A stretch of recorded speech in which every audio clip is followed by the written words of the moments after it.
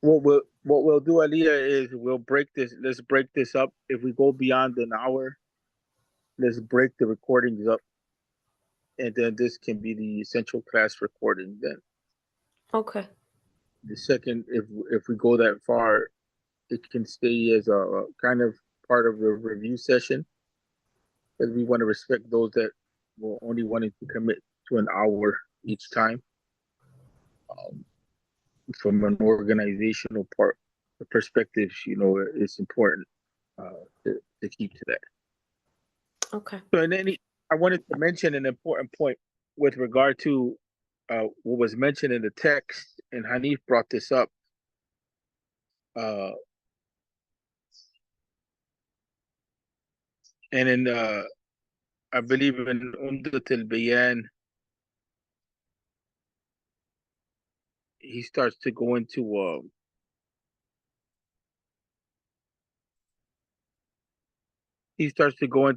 similar ideas of ilm al-Tawheed from the angle of what's known among the scholars of ilm al-Kalam.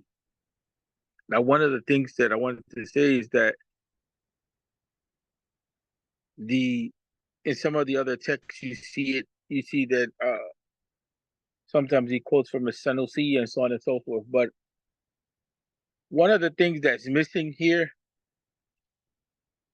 because we see the approach that he takes here in Umdat al-Muta'abidin, or the reliance of the devout worshipper, is he takes a more athari approach, even though he's utilizing terminology from ilm al-kalam. One of the things that we lack is dating the text. Dating the text means that what came first, what came after. Because we can try to justify and say, well, the Shehu is taking a methodology on ilm al-kalam, and then wrap ourselves up into the current or the current trend of where everybody's is aiming towards ilm al-kalam as a reaction towards what was going on in the Salafi da'wah. Or we can try to understand systematically, which needs more work. And to be honest with you, these texts are not properly dated as such. To me, it's not 100% clear. That needs someone that's more working with the manuscripts, that's less ideological. What I mean by that is someone that is not really trying to put wood to the fire that is taking place in Ummah with regard to these debates between the different groups. And the reason why that's important is because Sheikh Uthman bin Fodio represents a revival effort. He represents a revival effort. Can everyone hear me? Because I just realized that the way that I had the phone, my microphone may have been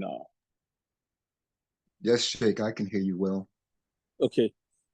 So Sheikh Uthman bin Fodio represents a revivalist tendency. And you see especially within that time period, 17th, 18th century, within the Christian world's calendar, you see across the Muslim world same tendencies. Whether they're pushing towards athar, or they're trying to balance out the way that we're utilizing knowledge.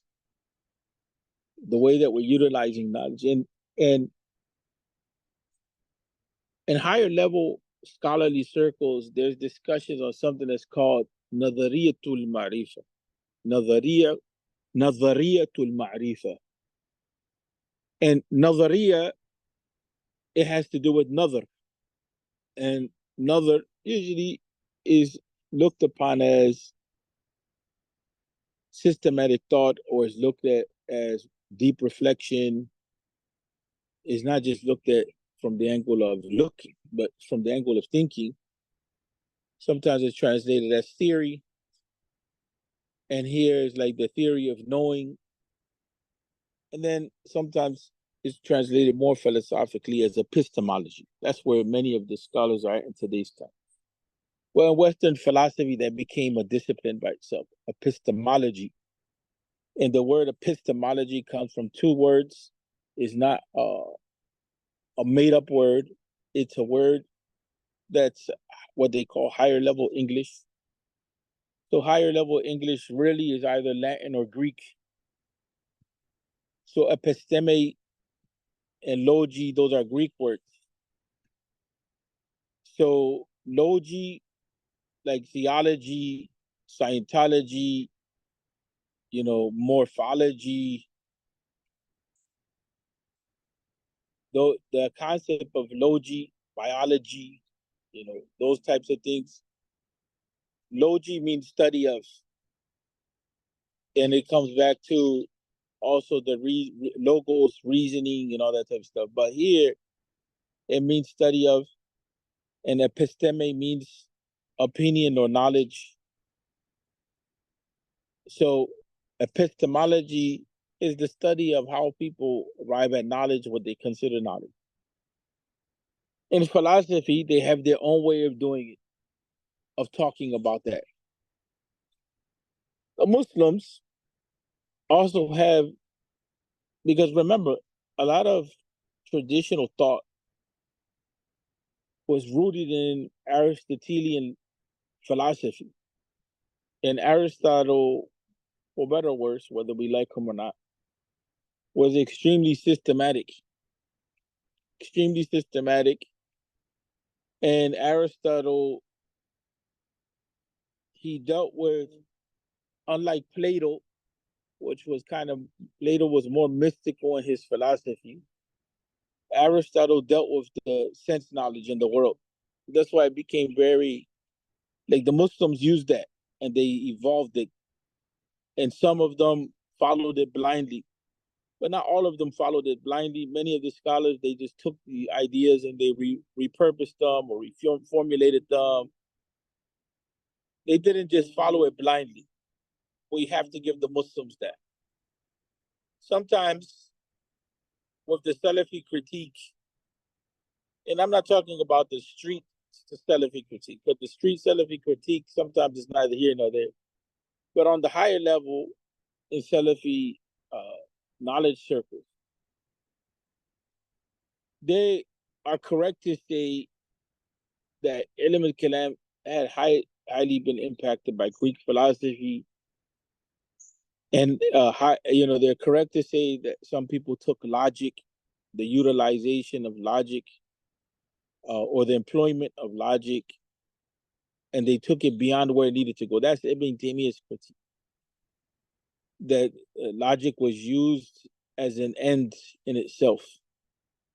And he has some grounding in that.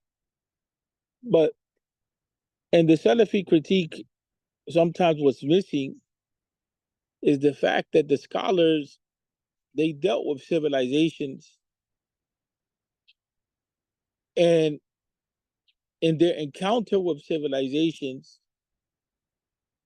they took on knowledge and they saw where they can deal with it, and it evolved. It evolved the understanding of Muslims. Sometimes it was on point, sometimes it was not, sometimes it was neutral.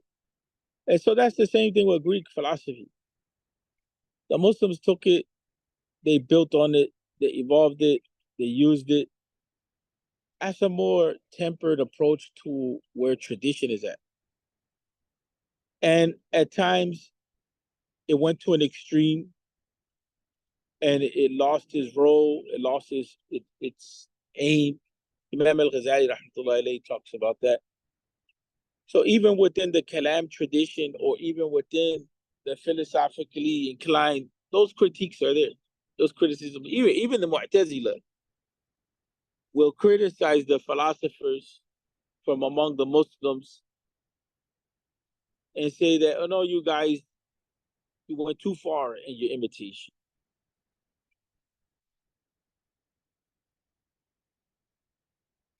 So in any event, the idea of the study of knowledge, that concept is not a new idea. That was being done somewhat within Greek philosophy, is being done within Western philosophy. The Muslims themselves have done it. But in Islamic knowledge, this type of thought sometimes is scattered within Western philosophy. You have a whole discipline that's called epistemology. So now a lot of the scholars have come back and they realize the importance of revisiting this inquiry, this discipline. How do we think about knowledge? What are the sources of knowledge? How do we get to knowledge? And they are starting to talk about it under Nadariyatul Ma'rifa. That's important. I probably think that maybe this class probably is going to be one of more systematic. Nadariyatul Ma'rifa is important, and this is where you kind of are on a higher level of thinking. In the introduction, like to Aqidah Nasafiyya, some of the books in Ashari Aqidah as well, you find it, like sometimes you may find it in the basic text like Kharida. Sometimes you're gonna find it, of course, in the Sanusiyya. Sanusiyya is a trilogy, not a trilogy, but a series of books at different levels. It's considered one of the most systematic approaches to Ashari ilm al-kalam, like clearly methodological. Not to say the other books are not like that, but from what I see, from what I hear from the ulama, the Sanusiyya is very extremely systematic, and it's a whole curriculum in and of itself. A lot of the other books are just written, but they're written at a certain level, maybe at a basic level. Then what you ask, what comes next? Other books are written at a high level. You ask what came before. You know, what do you have to study before to get to here? That's not the case of Sanusiyya. From the very basics to the very advanced, Imam Sanusi, rahmatullahi alayhi, he systematizes the approach. Imam Ibn Taymiyyah and Usul al-Tafsir, in the principles of Tafsir, that's translated into English, there's a section also that deals with what is knowledge, or how to approach knowledge, what's considered knowledge. All of them across the board pretty much are in the same dialogue, regardless of if they lean more to reason or if they lean more to athar. They all have to deal with that dialogue of what is knowledge, how do you approach knowledge? I'm sorry, what is knowledge? What are the sources of knowledge? How to approach knowledge? And that comes back down to who's qualified. So sometimes the idea of the mujtahid comes up, and the idea of taqlid comes up, and you find that in the books of usul al-fiqh and fiqh. Are we clear up to that point? And whoever doesn't find it clear, let me know, because this class is to review, but I needed to make the introduction because of the point, one of the points in the text.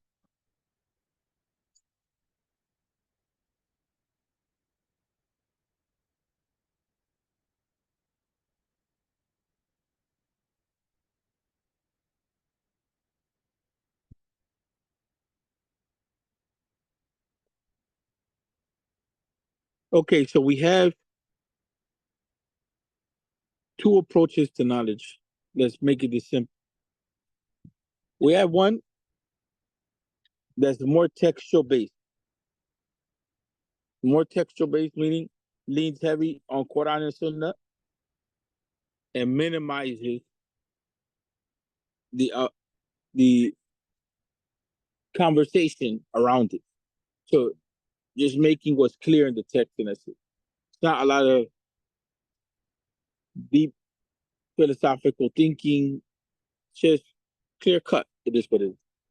Then you have another approach, which is focusing on systematic reasoning.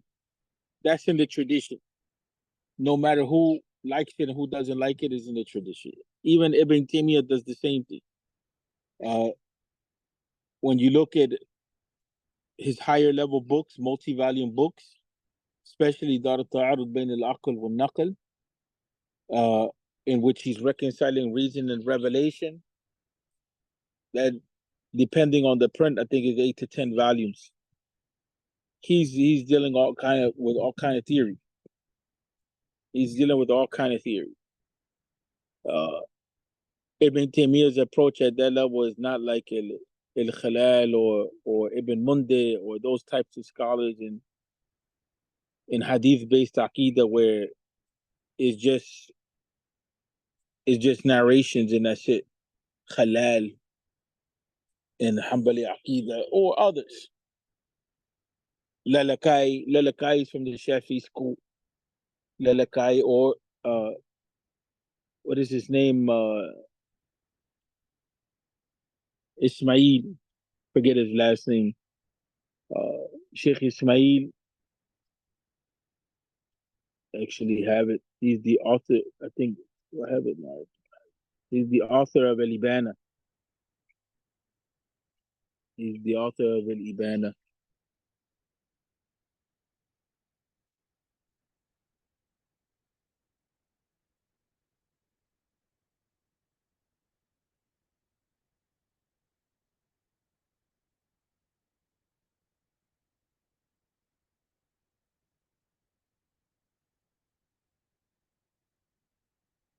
And then there's the other one too. No, there's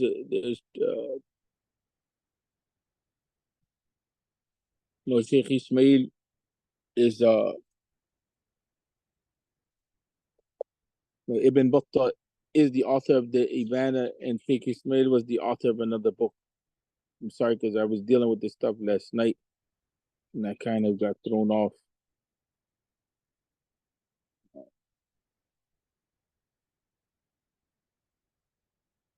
Sheikh Ismail is Ismail al-Asfahani. Sheikh Ismail bin Muhammad al-Asfahani. He also has some books in hadith-based aqidah, and is extremely textual, very minimal amount of conversation that's taking place, even around the narration sometimes. And that, so you have those two tendencies. So most of the scholars that were writing people at a certain point tried to blend between both the rational approach and the textual based approach, meaning reasoning and narration. Now, in terms of reasoning, you began to have two types of approaches as well. You had like the tradition of Al-Harith al-Muhasibi and Izzuddin Abdul Salam and that camp. Not that they're 100% one camp, but they have a tendency of utilizing reason in a very specific way. And that's to bring out the hikmah or the wisdom of the text. Ibn al-Qayyim writes like that as well, and they're not going deep into philosophy. So if you want, you can say that that's like the Sufi trend, even if it includes some Athari, what we would call today Salafi inclining scholars. And you have people like Abu Hamid, Imam Abu Hamid al-Ghazali in that trend as well. And then you just have the other type of reasoning. The other type of reasoning is more philosophically bent. And then you have levels to that. So you have all the way to the extreme is Mu'tazila. Mu'tazila, are not necessarily kuffar automatically. They may have some issues in their aqidah, but or they may be called Ahl al-Bid'ah, but they're still from the people of the Qibla. So you have that, and then you even have beyond them, which is the philosophers and all that. And then on the opposite extreme, even when it comes to the Sufi side of things, you have the esoterics or the Batiniya movement, which is similar to like the Masons. So you have a range. When you talk about spirituality, some people go off on the deep end. When you talk about reason, some people go off on the deep end. The same thing when it comes to talking about the text of the Quran and the Sunnah. You have an extremely literalist tendency, and then you have another tendency that comes in and wants to interpret everything away. Those are where the imbalances came in at. So Sheikh Uthman then Fodi, is important to understand that he's coming in and he's trying to correct that, because part of what was going on in the Hausa land is this extreme that, just interpreting certain things away, and we're just going to include all kinds of religion within our circle, religious practices, regardless of whether they're from Islam or not. We're going to just, focus on reasoning, regardless of whether we're familiar with Quran and Sunnah or not. And so there's an imbalance that took place. That imbalance is not only there, that imbalance was across the whole of the Muslim world. The whole of the Muslim world. Prior to Shah Wali Allah, the madrasa system in the Indian subcontinent, it was mostly based on rational sciences. Same thing with Al-Azhar al-Sharif. Most of it was based on reason, just like philosophical type reasoning. Like people were becoming more and more distant from Quran and the Sunnah. Salahuddin al-Ayyubi, rahmatullah alayhi, one of the things that he's not really known for, Salahuddin al-Ayyubi has shut down al-Azhar al-Sharif. But al-Azhar al-Sharif at one time was governed by the Shia. They were the ones, extreme Shia. The Fatimids were the ones that founded al-Azhar. Salahuddin al-Ayyubi, he went in and he shut that down. He shut that center of learning down. They contributed a lot. I'm not going to say that they didn't contribute a lot in their time period.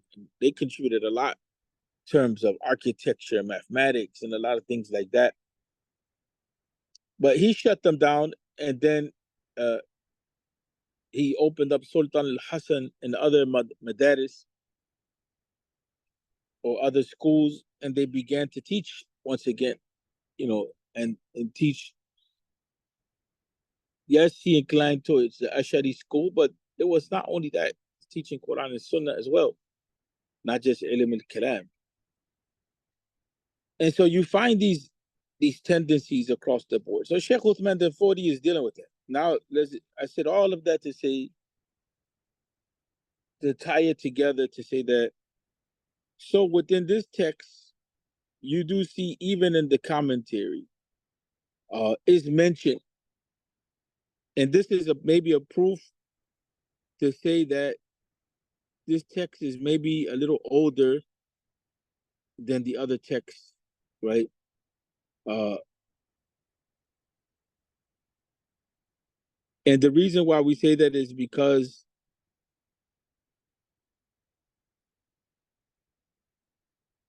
it says in the beginning of the affair, and this is, you don't have to go to this page, but you could if you want to. It's the Science of the Foundation of Deen. It's page 8 in the PDF. Go to the bottom of the notes.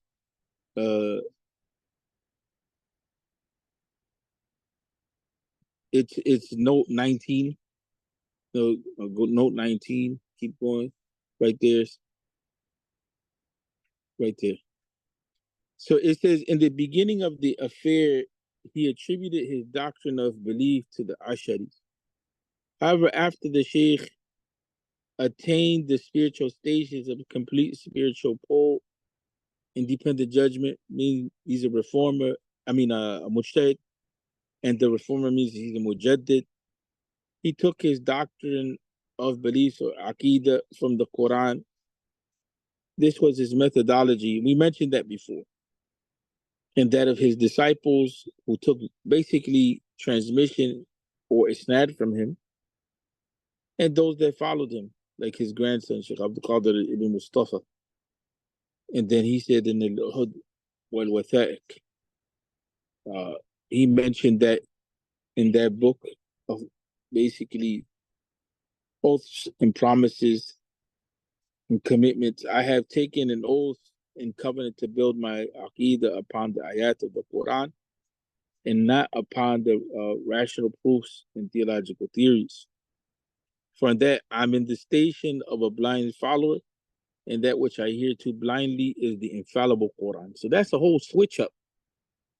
That's a whole switch up with regard to what ijtihad is, what the whole process of seeking knowledge is,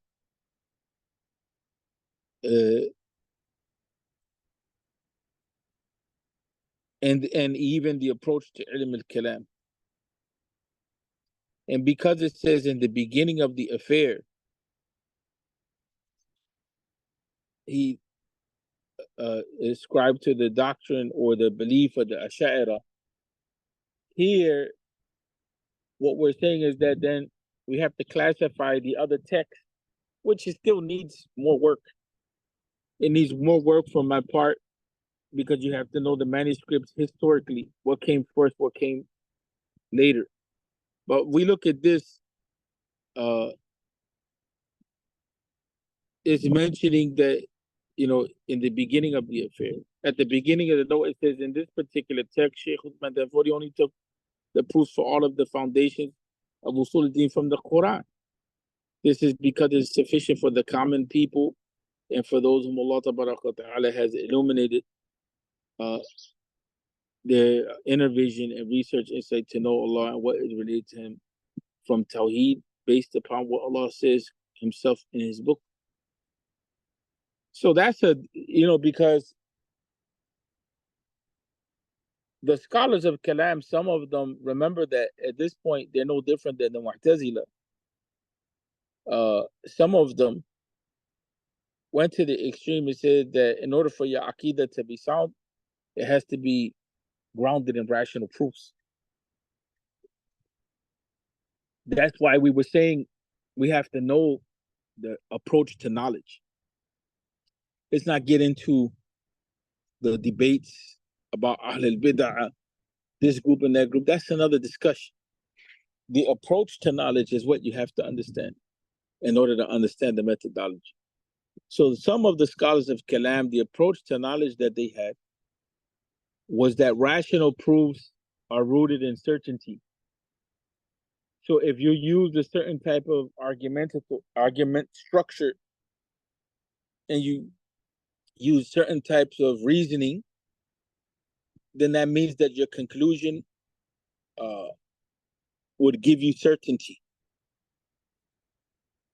And that's what I've been trying to build up towards, that you have these methodologies. The thing here of the Quran, if you notice, the Quran is mentioned, Hadith are not mentioned.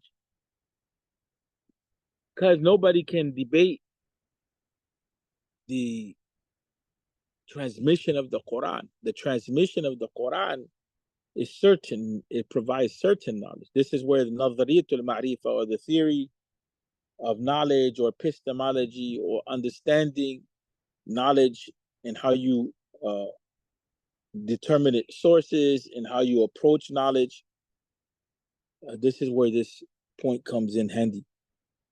Usually some of this stuff is taken up in usul al-fiqh, the principles of fiqh. But the scholars are concerned with what gives you knowledge, and then they're concerned, well, what kind of knowledge is it? Is it certain knowledge, or is it knowledge that's probable? Probable means that there's a possibility that there's some misunderstanding, or there's a possibility that something can be understood in multiple ways. You can have a hadith text and even the ayah of the Quran that you have no doubt with regard to its chain of transmission. The ulama, they break up a proof into two parts: the chain of transmission and the language of it when it comes to detailed evidences. Detailed evidences, or a dalil tafsili, is the ayah of the Quran and the hadith. So the ayat of the Quran and the hadith can be looked at from two angles. The way it came to us, the chain of transmission, is it certain? Is it clear that that is actually Quran? Is it clear that that's actually what the Prophet said? Are you certain about it? Second, once we get past the first point of authenticity check, then we get to the point of understanding check. Is it something that can only be understood in one way, or it can be understood in more than one way? That has to do with the clarity of the language of the text. So that's a discussion that takes place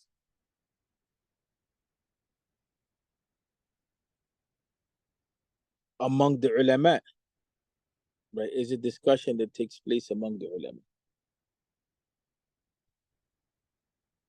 So once you're clear on that front, then now that's where you get the different groups. The different groups,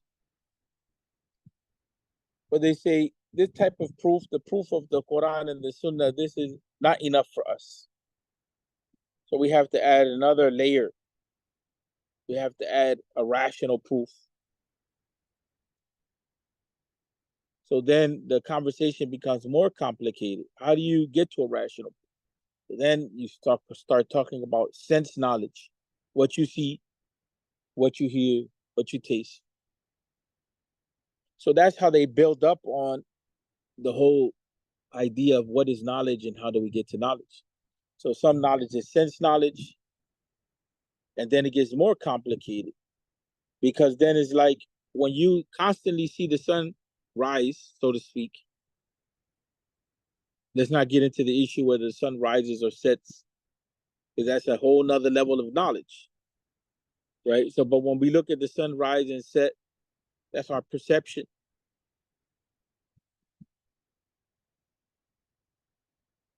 That's our perception. So when we see that with frequency, we expect that roughly we can calculate at a certain point, just by observation, that the sun is going to rise and set at these times. Then when we get more in depth, we begin to see that it doesn't rise and set in the same place.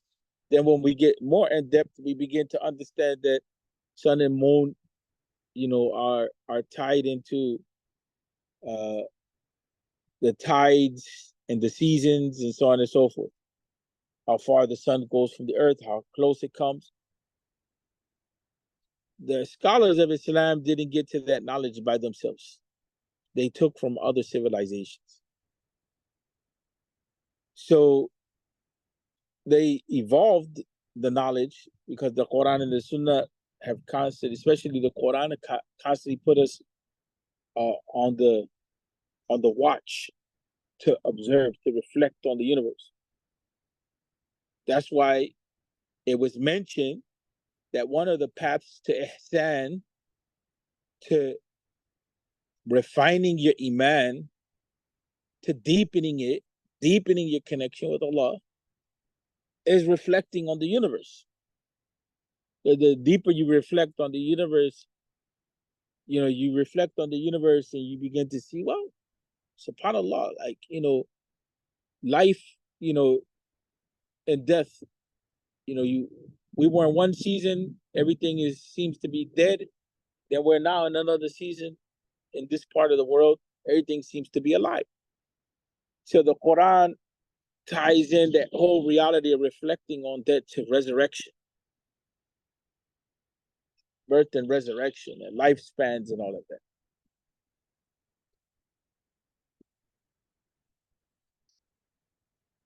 So the scholars of Kalam, they became preoccupied with how do we talk to people about God? They don't believe in Quran and Sunnah.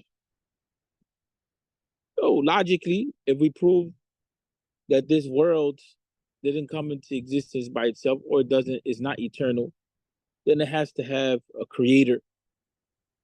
And if we can prove that there's a creator, then by default, we can start to talk about the sending of the Anbiya as a natural outcome of that. And the scholars of Kalam, they have their debates on whether it's an obligation on the law or not an obligation on the law. The authentic position is that it's not an obligation on Allah. The Mu'tazila, they say, is an obligation on Allah to send the Anbiya. The Maturidi school says that it's an obligation by way of wisdom. It's not an obligation on Allah, is that Allah is all wise and that from wisdom dictates that the Rasul will be sent. The Ash'ari school says whether Allah sends the Rasul or doesn't send the Rasul, both of them are from the wisdom of Allah.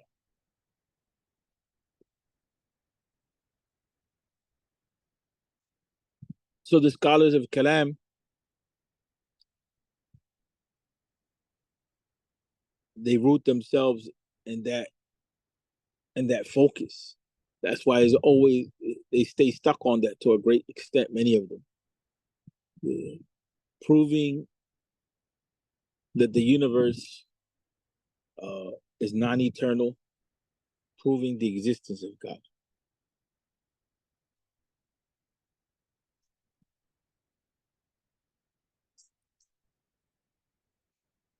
And from there, the rest of the Aqidah flows. This approach is saying, look, let's turn to the Quran. So it's going to have a little bit of a different twist. Except this approach, although it has a different twist, the approach of Sheikh Uthman and Fodio, it's not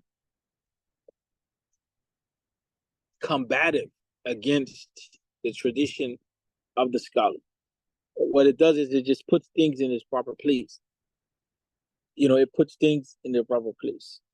It doesn't allow the Kalam trajectory to get out of line. It doesn't allow the Tasawwuf trajectory to get out of line. It doesn't allow the Fiqh trajectory to get out of line. Because in Aqidah, you find people with extremes. In the Madhab, you find people with extremes. In Tasawwuf, you find people with extremes. Sheikh Uthman bin Fodio is not interested in that. He's interested in bringing some sort of balance. That's why it says that however, after Sheikh attained the spiritual stations of complete spiritual pull, that's a big claim. Because it's claiming that Sheikh Uthman bin Fodio reached one of the highest levels of spirituality. That language is the language of the Sufis. The idea of being a qutb. The language of the scholars of Ijtihad is the language that Sheikh Uthman bin Fodio became a mujtahid. And by implication here, he was a mujtahid in Aqidah and a mujtahid in Fiqh. That's the claim. It's a big claim. And not only that, not only was he a mujtahid, he was also mujaddid and a muslih. He came to reform the society. And he came to revive the deen. Historically, there's some proof to that. You may not accept it on every front, but historically there's proof. So Sheikh Uthman bin Fodio, that way, rahmatullahi alayhi, separate yourself from the stories around him and the groups and all that. Just historically, when you look at the data, it shows that he came in and he transformed his community, his society.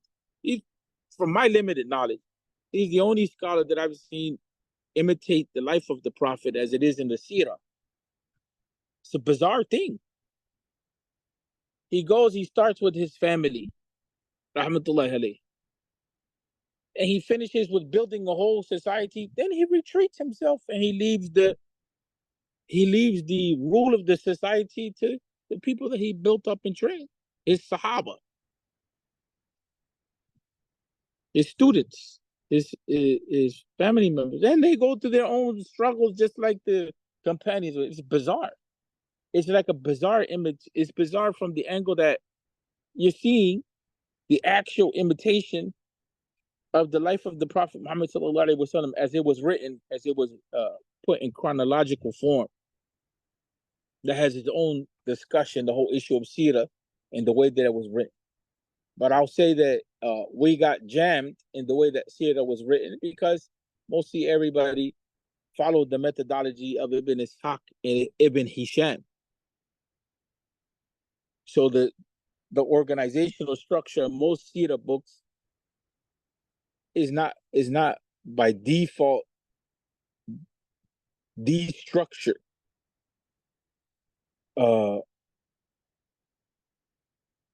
I shouldn't say by default. Let me clear my language. I should say by default, it falls as the structure of the way that the Prophet lived his life, but it's not necessarily the case that the Prophet ﷺ lived everything in that chronological order the way that they have it. Because what they do is they end up making it like the Prophet ﷺ is like this warrior, and it becomes like the only means that Islam has to achieve any change or build societies through war.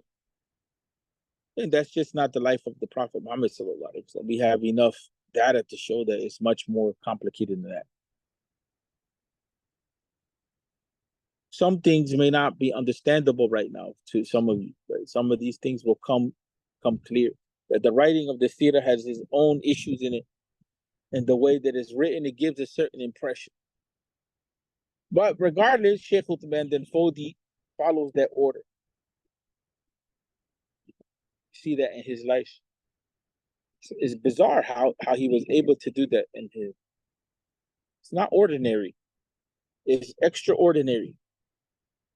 So when he's writing, I took up all that time to say that, when he's writing, keep that in mind. Keep that in mind. So the other books that he has that may be more kalam oriented, we can technically, from what we have here, situate them as earlier books in the earlier phase. But when the da'wah becomes more expansive and he matures more, you begin to see another approach. That's important. That's important for us to know the difference. You don't throw the baby out with the bathwater. Like, you can be ethically inclined. It doesn't necessarily mean that you can get away with 100%. If you're going to be an excelled higher level student of knowledge, you're going to have to study some ilm al-kalam, or else you won't be able to access in logic as well. You won't be able to access well the books of usul al-fiqh, understand things in tafsir. You won't be able to understand a lot of things because the scholars write in that language. So even Ibn Taymiyyah's writings, you won't be able to understand them. But on the other side too, if you don't focus on Quran and Sunnah, then you're going to be focusing on tafsir, on aqidah, on dhikr, on this, on that. And your relationship with Quran and Sunnah is going to be a relationship which is like what we say for barakah, which is not the way of the ulama, but is our way, unfortunately. Not the way of the ulama. The ulama have what they call a wird. A wird is they have a dedicated portion of the Quran that they're reading regularly, and they're finished. We don't necessarily do that, right? That's why we have so many gaps in our understanding. The same thing with the hadith. Sheikh Uthman bin Fodio, he reintroduces that. So they're reading from a Sahihain, they're reading from Kutub al-Sitta. Remember, I mentioned before that these types of things have fallen off in the Muslim world. So people were not familiar with the hadith. The Salafis have a point on that. But the Salafis were not the one to start that. Those movements were there. Those movements were in India. They were in a lot of other places. They start off in Mecca a little bit. They veer off. So around the same time, according to the research of Sheikh Abdullah Hakim Quick,